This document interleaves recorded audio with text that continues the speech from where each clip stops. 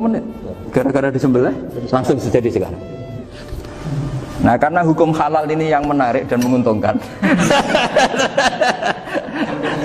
Di bab ini orang jadi Malikiyah semua.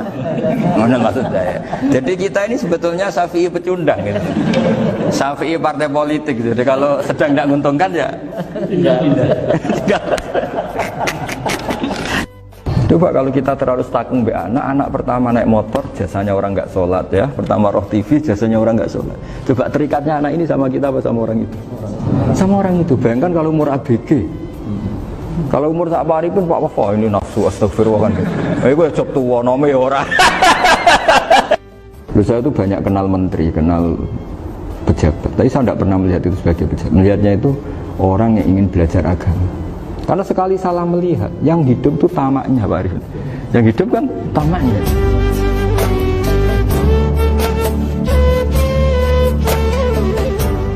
Al-Fatihah. A'udzubillahi minasyaitonir rajim. Bismillahirrahmanirrahim. Alhamdulillah nasta'in ihdinas siratal mustaqim siratal ladzina an'amta 'alaihim ghairil maghdubi 'alaihim waladdallin. Ini ada beberapa kitab yang saya hadiahkan ke ini istilahnya PSG apa BG apa sama aja? Ya sama aja lah ini PSG, BG anaknya. Loh yang orang tuanya PSG-nya? Oh. Jadi begini ya, tadi saya rembukan sama Pak Arifin musyawarah bahwa memang yang harus hidup itu ilmu. Ad-dunya mal'unah, mal'unun ma fiha illa aliman au muta'alliman wa mawalahu. Ada yang illa zikrawah wa mawalahu au aliman au muta'alliman. Jadi dunia ini semuanya terlaknat, seluruh isinya dunia ini terlaknat kecuali orang yang alim, kecuali orang yang belajar atau yang dekat-dekat situ. Nah, kenapa terlaknat? Itu ibarat kita orang Indonesia nggak tahu kalau Pak Jokowi itu presiden, itu kan ngawur sekali. Masa orang Indonesia nggak tahu kalau Pak Jokowi presiden? Kita hidup di PSG nggak tahu kalau pendirinya misalnya Pak Kures Habib Ali, nggak tahu kalau ustadznya Pak Arifin, Pak Wafa, itu kan ngawur sekali. Nah, andai kan tidak ada pelajaran, maka kita nggak tahu kalau Tuhan kita Allah, itu kan ngawur sekali. Nempat di buminya, makan rezekinya, kita menikmati fasilitasnya, tapi nggak tahu yang punya. Nah, sehingga di sini kadang orang-orang humanis protes, masa orang-orang kafir yang amal nggak diterima Allah, agama ini kok kayak sadis. Sebetulnya bukan gitu cara pandang. Bagaimana diterima sementara mengamalkan harta yang tidak miliknya? Itu kan ibarat saya punya uang 1 miliar, terus disedekahkan Pak Wafa ke Pak Arifin, terus dia bilang ini dari saya, tolong diterima. Pak Arifin bilang makasih, dunyanya mbahmu, tak kan gitu kira-kira. Ya jadi itu logika kenapa ngamalnya orang kafir gak diterima, karena nggak ngakui yang punya. Ya. Jadi ibarat saya nempat di sini nginep terus terima kasihnya sama Muntaha, nggak sama Habib Ali. Memangnya dia yang bikin itu. Jadi orang nggak kenal Tuhannya itu buruk sekali, mal'un. Nah, bisa kenal Tuhannya dimulai dari mana? Illa aliman au muta'alliman, yaitu harus proses belajar mengajar. Mau tidak mau. Makanya setiap ilmu, makanya saya tadi rembukan sama Pak Arifin, semuanya harus atas nama ilmu. Ibadah itu nomor 2, akhlak nomor 2, semuanya nomor 1 itu ilmu. Sekali ilmu ini hilang, maka semuanya hilang.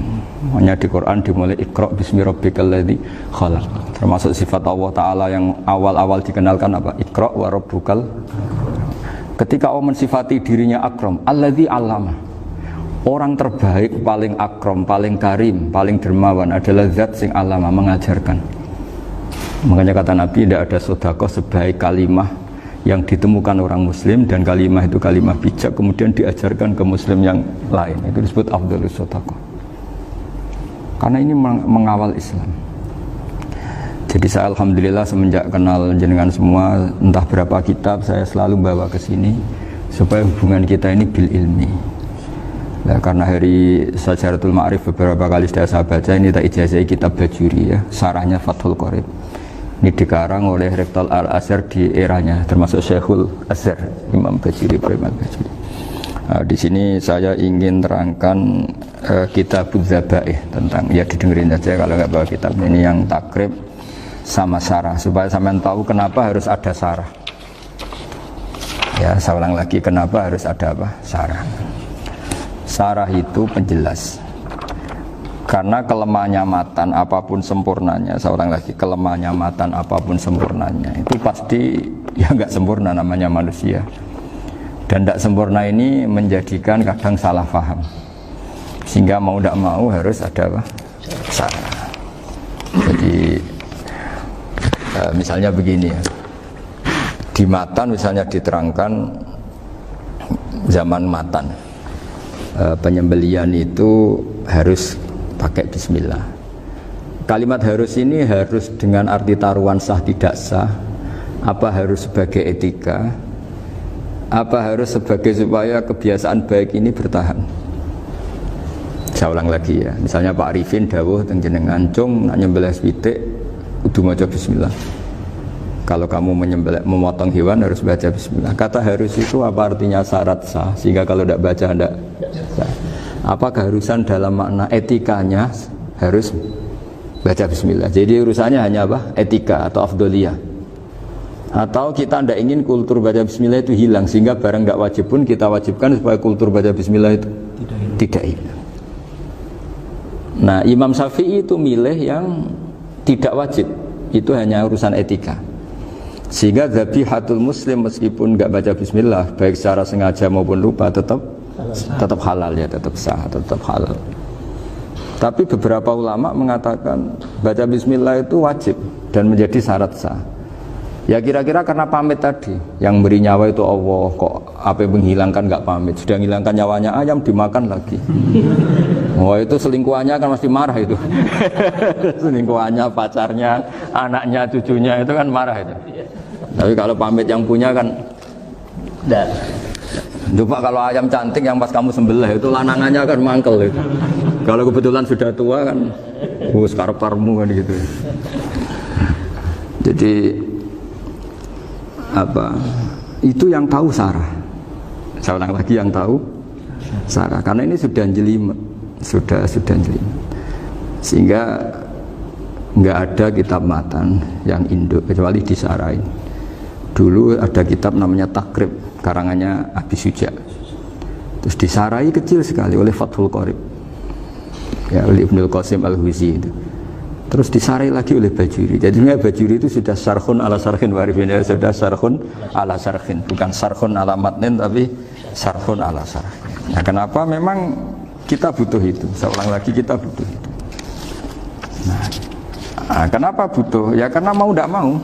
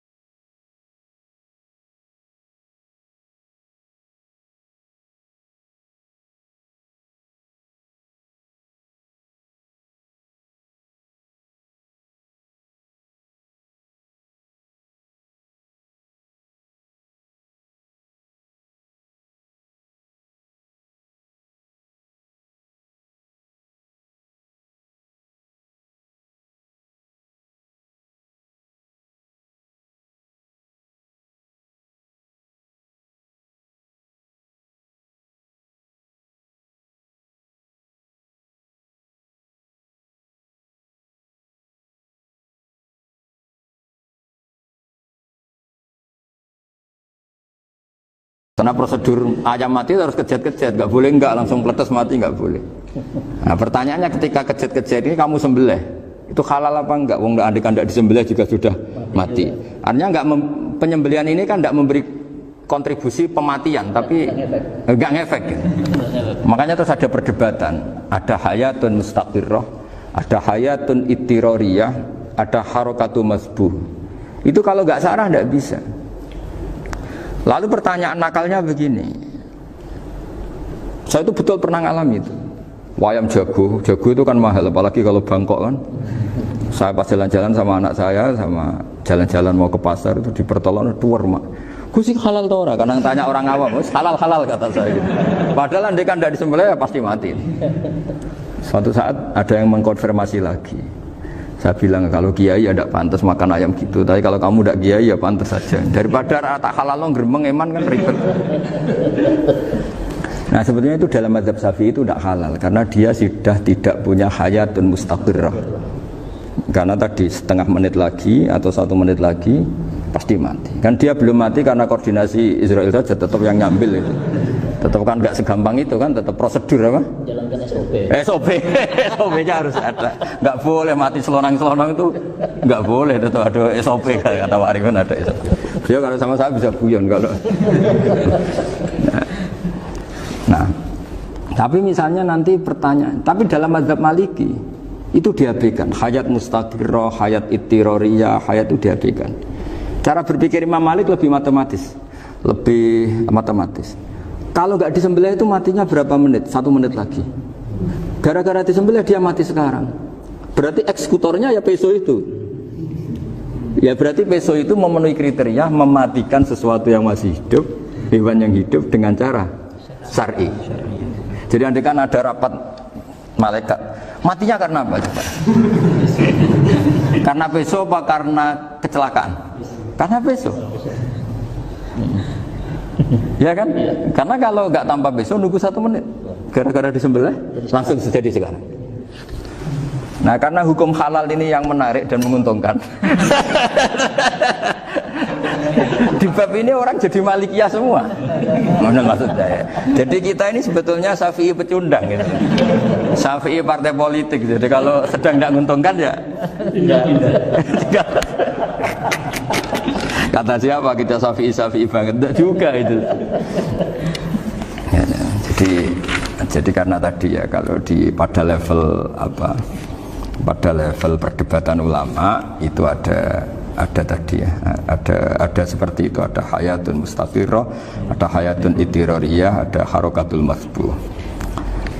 Nah, jadi tak baca ya supaya dapat barokahnya ulama ya. Jadi tak baca redaksinya. Ini di halaman, terus kitab ini saya tinggal sebagai amal saya, keluarga saya, sebagai penghormatan saya sama Habib Ali, Habib Qures, Habib Hussein semuanya, Pak Arifin dan Bismillahirrahmanirrahim. Wa'lam, ini halaman 562. Ikutnya bab Kitabu Ahkamis Sayyidi wa Dzabaih. Ya jadi nanti yang apa, mungkin kalau beda halaman cari di babnya apa? Kalau beda halaman cari di babnya. Karena kadang beda halaman warifnya. Kalau cetakan sekarang engkak-engkak. Beda penerbit, beda. Iya, kadang beda juz pun. Kayak Ikhya sekarang tuh sampai 6 juz. Zaman kita ngaji kan 4 ya. Di orang ada yang 6, ada yang ribet cetakan sekarang ya. Di atas ada 10. Satu Ikhya itu. Hurufnya dibesarin. Ikhya biar. Iya, ada yang sama. Karena ngerti ya, zaman akhir paling sudah agak buta huruf. Saya tuh dulu punya guru terakhum sudah sepuh. Itu baca gini nggak bisa, Pak. Jadi kalau di kelas harus dituliskan pakai spidol. Mulang Minhajul Abidin, sudah sepuh sekali. Kalau ngajar itu nggak bisa jalan, udah pakai becak. Itu yang nulis agak kurang ajar. Nulis CDE cepet bar. Jadi kadang itu apa itu? Beliau masih semangat, tulisannya habis. Loh kok sentek cuma. Terus ya wes ya. Jadi nulisnya di HVS baru dulu. Ya cepat selesai. Iya. Nah kalau beliau pakai kitab sudah enggak berso itu. Mana anak wah nulisnya sidik benang ber. Ribet. Saya ulang lagi ya. Jadi yang mau saya baca tadi itu logika fikih ya. Fikih itu berpikir ya. Di mana-mana namanya menyembelih itu apa? Dari hidup dimatikan dengan kaifiyah syariah. Kaifiyah syariah ini tidak boleh kamu nyontohkan harus disembelih, keliru juga. Karena untuk hewan yang berat atau hewan liar cukup dipanah asal ma'an harod dama yang bisa mengalirkan apa? Darah. Jadi makanya saya umumkan bikaifiyatin syariah Pak Arifin, kan tidak harus motong kan bentuknya. Kalau hewan liar kan atau sapi kurban liar kan, sapi kurban ucul liar kan boleh dipanah, boleh macam-macam. Nah kalau tembak bisa diperdebatkan karena ada unsur api Pak Arifin, jadi bisa debat. Meskipun ada yang bilang boleh tapi bisa debat lagi kan, karena ada unsur apa? Api Pak Arifin. Ya. Tapi ini saya cerita umumnya bikaifiyatin syariah. Nah karena kalimat hewan hidup, ada kalimat hidup. Hidup yang apa kan pertanyaannya? Hidup yang sudah kejet-kejet, misalnya sudah koma, udah kena corona, disentak istrinya itu. Apalagi ayamnya menyaksikan pasangannya diselingkuhi, wah itu sudah stroke itu dia. Itu. Nah itu makanya kalau orang suka macam-macam itu kayak ayam, makanya itu. Saya baca ya. Bismillahirrahmanirrahim. Wa'lam annahu yujadu fi ibaratihim hayatun mustaqirrah, hayatun mustamirrah, harakatu masbuh. Wa yuqalu aisyu masbuhin. Wal farqu bainaha annal hayata al mustaqirrah yakunu ma'aha ibsarun bi ikhtiyarin wa nutqun bi ikhtiyarin wa harakatun ikhtiyariyah. Wal hayat al mustamirah ya allati tastamiru ila khurujir ruh minal jasad. Wa harakatul masbuh ya allati la yabqa ma'aha ibsarun bi ikhtiyarin wala nutqun bi ikhtiyarin wala harakatu ikhtiyariyah. Bal yakunu ma'aha ibsar wa nutqun wa harakatun ittirariyah ini. Wa ba'duhum farraqa bainahuma. Sampai saat terus ini. Jadi ini perbedaan-perbedaan pandangan ulama. Nah, Imam Malik itu mengabaikan semua istilah itu. Sing penting pas mbok sembelih iku kecelok urip, cara wong Jawa iku kecelok urip. Cek hayat mustaqirrah, cek ittirariyah, cek harakatu masbuh, pokoknya kecelok urip. Ane kecelok urip bisa dibilang masih hidup. Karena kalau bisa dibilang masih hidup, kamu sembelih, tetap nanti rapat malaikat kira-kira gitu. Ini matinya karena apa? Karena kecelakaan. Oh kalau kecelakaan 1 menit lagi matinya dong. Tapi kan matinya sekarang ya karena disembelih. Nah tadi saya bilang sebenarnya mazhab Syafi'i itu tidak seperti itu. Karena Imam Malik menghalalkan, biasanya penggemarnya lebih banyak. Di bab bongso halal itu kan penggemarnya masih banyak. Tapi ya sudahlah, itu masih ahli sunnah karena salah satu dari mazhab 4. Tapi logikanya juga masuk. Jadi kita bukan sekedar taklid ke Imam Malik, tapi kalau kita ikhtiyat ikut Imam Syafi'i ya monggo, karena mungkin secara medis karena mengalami seperti itu mungkin tingkat kesehatannya apanya sudah ya sudah lah, yang penting makanya terus orang Jawa pinter, nak PTE jago ya halal, nak cilik enggak lah. Itu kan ibarat perdebatan antara kepiting sama yuyu. Yang menghalalkan kepiting itu mengharamkan yuyu, tahu yuyu yang kecil di sawah ya. Tak tanya kenapa yuyu halal, karena amfibi Gus, bisa hidup di dua alam. Memangnya kepiting enggak? Oh beda. Ternyata beda maksudnya. Eman Gus kalau haram. Eman kan kalau yuyu haram kan enggak ngefek kan. Kecil. Ini mufti kok. Oh udah kadang halal. Udah kadang makan selama ini. Iya selama ini udah kadang makan itu. Makanya banyak kiai yang mengharamkan kepiting sebetulnya, tapi minoritas kan? Minoritas. Tapi yang mengharamkan yuyu mayoritas, wong kecil aja. Jadi kita ribet ikut siapa? Gitu. Kata siapa ahli fikih gak mikir untung rugi. Makanya saya ini bingung, jadi saya ini kan kiai ya, kiai betul. Susah kadang jadi kiai. Sebagian guru saya itu mengharamkan kepiting.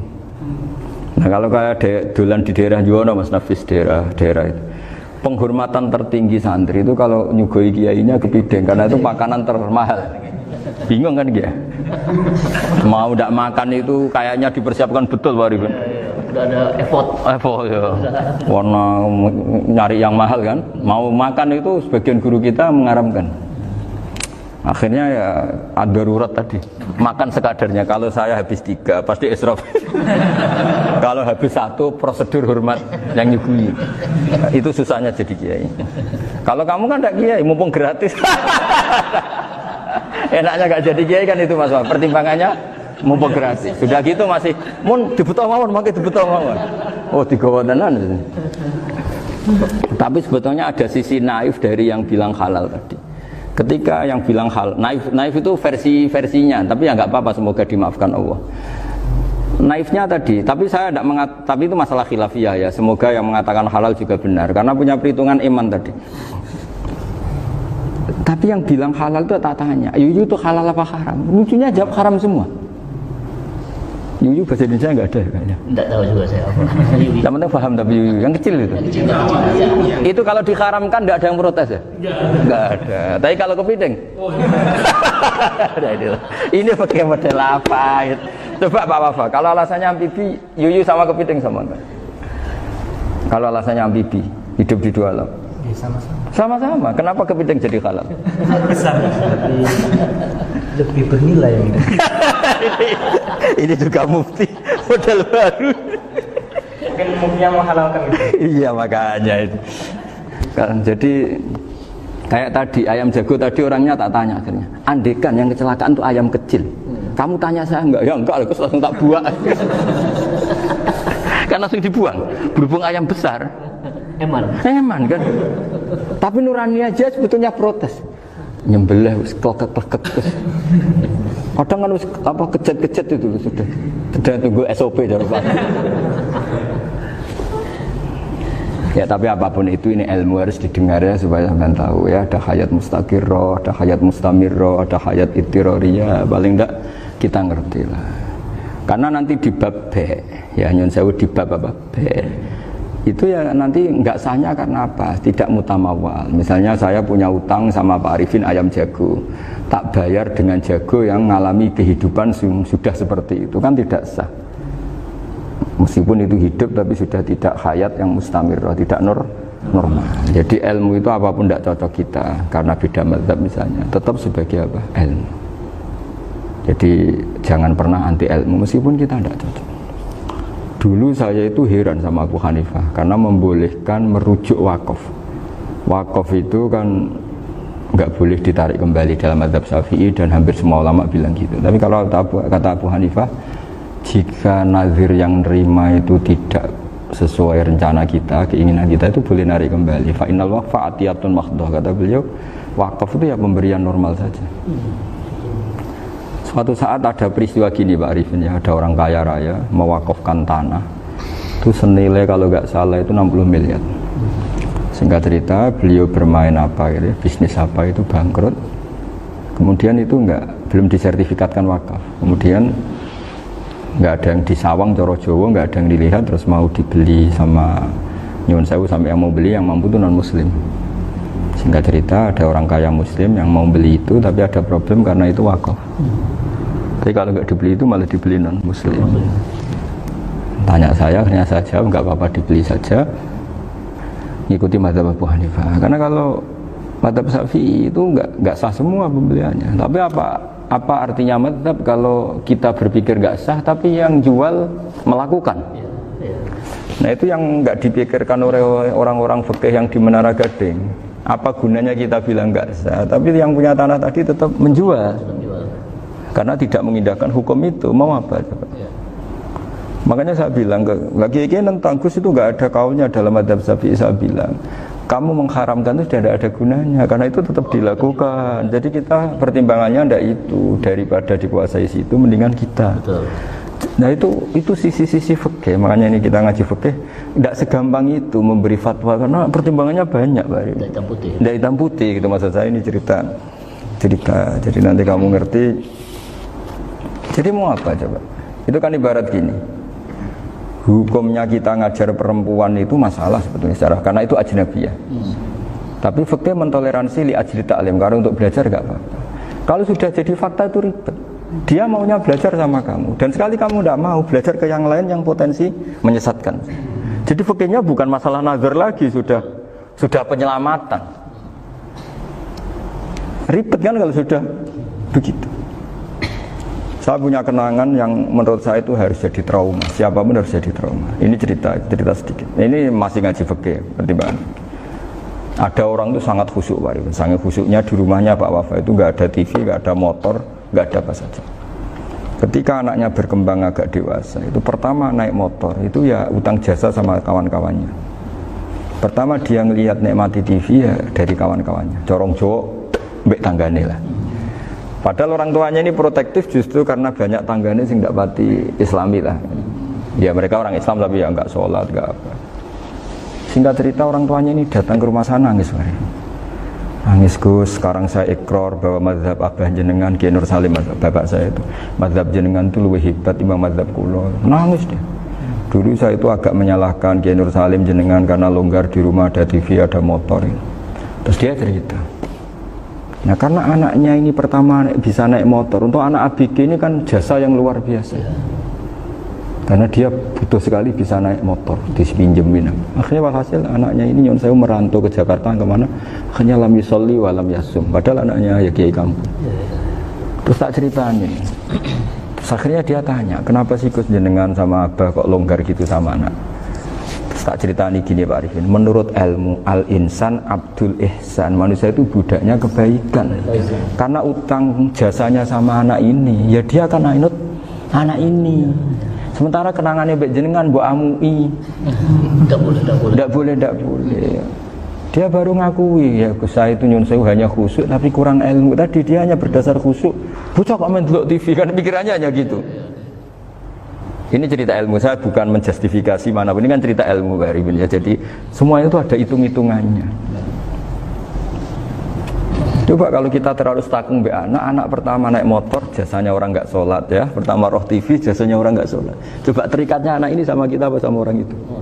Sama orang itu. Bayangkan kalau umur ABG, kalau umur sak pari pun Pak Wafa ini nafsu astagfirullah kan. Gue cop tua nome orang. Gaya tok, bareng tua udah khusus gue gaya tok. Aslinya nome bodoh. Ya saya sama semuanya. Cuma saya akan lebih jujur dari biasa. Jadi orang itu harus ngitung gitu. Itu kenapa Mbah Mun tuh kiai alim alama. Setahu saya dalamnya ada TV. Putra-putra ini lihat TV. Meskipun kita tidak mungkiri negatifnya TV, kita nggak mungkiri Pak Arifin ya. Tapi tadi ketika anak-anak ABG itu pertama lihat TV jasanya tonggoni. Kalau kebetulan tanggane wong soleh nggak masalah ya. Kalau enggak, itu nangis ke rumah saya itu ya. Nyesel dia. Tapi saya bilang gini, ini jenengan tiang soleh, mesti anak jenengan suatu saat kembali. Coba pola jenengan harus rubah. Ini hebatnya Nabi. Ketika Sayyidah Aisyah masih kecil, minta diperlihatkan Li'bul Habasyah. Itu ya diturutin kan masyhur itu. Kayak apa Nabi? Karena kalau nggak diturutin, pasti Sayyidah Aisyah akan ngidolakan mainan yang lain yang di luaran sana malah. Itu karena Nabi punya kearifan tadi. Jadi ini kan ilmu, lagi-lagi ilmu. Jadi yang semua itu harus dibaca dengan ilmu. Makanya kata Nabi, ad-dunya mal'unatun mal'unun fiha illa zikrawah wa ma'alalahu aw aliman aw muta'aliman. Karena dunia ini hanya bisa dibaca dengan ilmu. Yang diridai Allah maksudnya hanya bisa saya itu banyak kenal menteri, kenal pejabat. Tapi saya tidak pernah melihat itu sebagai pejabat. Melihatnya itu orang yang ingin belajar agama. Karena sekali salah melihat, yang hidup itu tamaknya Pak Arifin. Yang hidup kan tamaknya. Saya kenal orang kaya kok melihat kaya, yang hidup itu tamaknya, ingin dapat ini, dapat. Tapi kalau melihat itu sebagai hamba Allah yang ingin belajar, insya Allah kita selamat dari tamak. Meskipun kita ya manusia tidak sempurna. Setidaknya ketika dia lomo atau tidak lomo, nyalami template apa tidak ngefek, karena kita melihat ini mau belajar. Tapi kalau kamu didorong tamak, katanya orang kaya ternyata nggak tahu haknya kiai, ribet kan? Ribet. Ya kalau kamu punya santri cantik ya lihat itu sebagai santri kamu. Jangan melihat ini mau nggak sama saya, kalau enggak ya ribet kalau gitu. Ini anak-anak muda harus dilatih ikhlas, baru bahaya ini santri-santri sampean kalau nggak dilatih ikhlas ini bahaya. Karena ini belum punya penggemar pejabat, paling ya anak-anak yang ya tadi ABG. Jadi lah Sarah kembali lagi Sarah itu membicarakan itu detail. Jadi ya makanya kenapa orang mati yang lahir langsung meninggal itu nggak wajib disolati. Alasannya di fikih ya lucu. karena dikatakan sholat mayit. Di mana-mana mayit itu sabakohu hayatun. Di mana-mana namanya mati itu terdahului oleh hidup. Nah ini nggak pernah hidup langsung mati. Jadi begitu ya kadang lucu. Ya gitu aja alasannya. Kamu nyolati apa? Mayit. Kenapa kok mayit? Ya, mayit itu namanya mayit. Orang mati. Orang mati. Orang mati artinya pernah Hidup. hidup. Nah itu sarah. Jadi ketika matan hanya cerita wasiktu alladzi lam yastahila, enggak pernah nangis, lam yusalla alaihi. Sarah bilang mergo ora tahu urip. Kalau enggak pernah hidup berarti enggak bisa dikatakan mati. Kayak sampean miskin itu kan enggak bisa dikatakan bangkrut. Ya, ya miskin aja gitu loh. Kan gitu ya. Karena nggak pernah kaya. Nggak pernah kaya. Kayak Mas Nafis nggak bisa dikatakan, oh itu Qurannya lupa gimana? Nggak pernah hafal. Jadi yang dikatakan lupa itu pernah hafal. Nggak lupa nggak apa, Gus Qurannya lupa, gaya. Nggak pernah hafal kok bilang apa? Lupa gitu. Nggak boleh Pak Wafa bilang saya ini bangkrut apa? Nggak pernah kaya kok bangkrut. Jadi semua itu ada aturannya itu. Nah itu sarah, lagi-lagi sarah. Jadi bahkan banyak yang syarhun ala syarhin. Jadi kayak kitab takrib itu disarai Fathul Qorib. Jadi Fathul Qorib itu sudah sarah. Disarai lagi Bajuri. Nah, itu termasuk cerita itu ya. Cerita-cerita. Bismillahirrahmanirrahim. Ya, wa yakunu qad umma dzukira daf'atan wahidatan la fi daf'ataini. Islam tujad al hayat al mustaqira inda daf'atis saniyah. Amma idza wujidat al hayat al mustaqira daf'as saniyah fayakhilu al masbuhu aidan. Fasartu wujudul hayat al mustaqira fi ibtida'il wati akhir marrah. Wa makharu dzalika inda tulil fasli wa illa fala rafa'a sikina wa ada fawran aw alqaha liqaniyaka latan wa akhadha ghayraha fawran aw saqatat minhu wa akhadha ghayraha halan aw qallaba wa qata'a biyama bagi hal al masbuh. Jadi ini masalah sarah. Sarah itu sudah detail. Misalnya gini, kamu motong ayam. Motong ayam harus sekaligus sret jadi. Jangan sampai nyuwun sewu dua kali. Jangan-jangan misalnya gini, ayam tak potong pas ke kiri separuh. Ya, ke kiri separuh apa hulkumnya. Pak Arifin datang, Assalamualaikum Gus Pak, waalaikumsalam, terus santai jagungan dulu. Jagungan sampai besoknya itu enggak meneruskan. Bareng-bareng balik salam, ingat dulu ayam saya ini. Ketika saya meneruskan ini, potensi ayam ini sudah mati atau sudah hidup yang ini masih mazhab Syafi'i loh ya. Atau sudah hidup yang sudah tidak normal. Artinya apa? Penyembelian kedua yang mengeksekusi tadi sebenarnya mengeksekusi barang mati. Yang penyembelian pertama tidak bisa dikatakan penyembelian karena tidak sampai mati. Penyembelian kedua berstatus setengah mati. Nah kalau seperti itu maka haram. Kecuali itu dilakukan secara fauron. Fauron dicontohkan nyembelih ternyata pesunya kedul terus ngambil yang lain. Tapi fauron langsung atau terjatuh ngambil langsung. Ya itu boleh karena ditoleransi. Tapi kalau kalam ajnabi kata tadi mohon Pak Arifin. Seperti Pak Arifin, alhamdulillah sih. Jaminan mau rawuh. Dari ayamnya asem mana? Ini harus sebar. Ini orang ngawur betul. Jadi, lah itu sarah. Bicara sampai detail itu sarah. Jadi ada sekian kemungkinan. Jadi ya, jadi termasuk yang diandaikan itu apa? Nah, hayat mustaqirah itu batasnya yakunu maha ibsorun bi ikhtiyarin wa nutkun bi ikhtiyarin wa harakatun ikhtiyariyah. Hayat mustaqirah itu kalau dia betok-betok itu ya karena karepnya. Maksudnya gini, gamane cara roh pitik wedok engkek yo cek karepe dhewe. Cara dia melihat peso itu karepe ya masih lari. Jadi misalnya ada ayam. Ayam kita sembelih baru luka sedikit. Belum sampai andaikan dibiarin ya mungkin suatu saat sembuh, luka. Terus melihat kamu lari ketakutan karena kamu dianggap gladiator, killer lah. Nah itu berarti punya hayat mustaqirah. Tapi sudah kalau kamu sembelih karek ngeriwit, roh kowe serawedi, ya kan? Mau demo ya sudah enggak berkutik, ya dia berarti tidak punya hayat mustaqirah gitu. Ya batasannya itu Joro. Nah, dalam mazhab Syafi'i, syarat sahnya penyembelihan harus hewan itu punya hayat mustaqirah. Nah ini sarah ya, jadi sarah itu lebih jelimet. Nah makanya kenapa tidak boleh nyembelih pakai yang tumpul Mas Nafis? Takutnya ayamnya itu ngalami dohtoh, atau kok ditekek. Misalnya sama nyembelih pakai peso tumpul, ini kini ketekek, takut kan dia misalnya ayamnya jantungan, roh peso wis sedot kan, udah gitu ketekek. Nah itu mati dulu pasti itu. Jadi pas diongok-ongok ini sudah mati. Jadi nanti kalau di akhirat, sebenarnya saya sudah mati loh, ngawur. Wah apalagi nganggo keris naga sosro, wah itu sudah gereng sakti kan diginikin tok sudah mati kan. Makanya bahaya nyembelih pakai keris-keris sakti karena sebelum terpotong sudah mati saking saktinya apa keris itu misalnya gitu. Baru nempel. Makanya nanti suatu saat ada pertanyaan ini, boleh enggak nyembelih ayam orang yang rainya itu sangat? Wah itu haram, kena. Oh itu mesti mati dulu. Kumisen tatonan apa? Iya kayak algojo. Ayamnya jenis apa? Stroke ya, jenis penakut. Pas mau disembelih, tidak mati. Jadi hati-hati ya nyembelih ayam. Jadi kalau orang kampung Pak Arifin ya, orang kampung mudin kampung. Mungkin kalau orang kota sudah nyuwun sewu gak peduli. Kalau orang kampung itu apa itu Pak Arifin? Kalau nyembelih jago itu sampai apa itu? Ilatnya dikeluarin dulu. Oh iya. Apa ya? Iya karena takutnya katanya beberapa yang kaget itu kelek apa? Iya ketelan ya. Itu ya ada kearifan gitu tapi ya terlalu ya menyiksa ayam. Tapi memang potensi katanya Pak Arifin. Katanya yang ahli-ahli itu ya.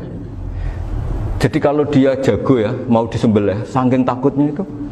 Kalau orang Jawa kalau takut kan yang ngelek itu ya. Itu orang Jawa loh ya. Itu kalau orang takut kan kadang apa kayak nah ayam itu nak ketakut kadang ininya terus apa lidahnya masuk akhirnya pas disembelih ini nggak kena. Nah makanya terus banyak mudin yang punya ikhtiar tadi. Pernah lihat Bapak yang ayam jago itu ilatnya ya itu ya tidak wajib cuma tidak bisa kita salahkan tapi kata penyembelih yang ini tak tanya eksekutor yang lain, pokoknya rodok dipenek Gus. Iku seraiso. Saya belum pernah nyembelih ayam karena ini kan selain nggak profesi saya juga nggak mentolonan saya. Tapi ini beberapa kefiah ya, yang penting kita tahu ilmunya. Yang paling pokok itu qatul khulqum wal mari. Ya kira-kira dalan sing nggo nafas sama nggo makanan tadi.